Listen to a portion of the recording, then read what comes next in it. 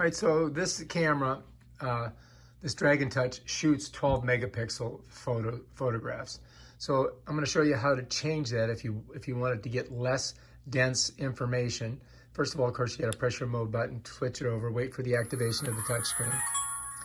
And then once you're in the touch screen, it's going to open up. You go to your little wheel here, which is settings, click on it. Then you're going to go to camera, bam. And then in here, you can see the resolution is the first option. If we click on that, it gives me a different settings that we can have. But I'm going to keep it at 12, but you could go to 8, you could go to 5, you could go to 3. I don't know why you'd want to do that, because then the density and the quality of your photo is going to be much less if you lower the number of megapixels or information that you're going to be capturing. So I like to keep it at 12 megapixels because I think that's the best.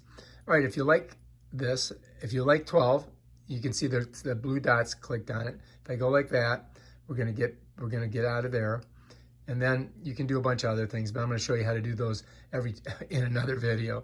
That's how you change the resolution on an individual shot using the camera option on the Dragon Plus. All right, if you like this video, subscribe to my channel and check out my other awesome videos on how to do stuff with this camera. Peace out.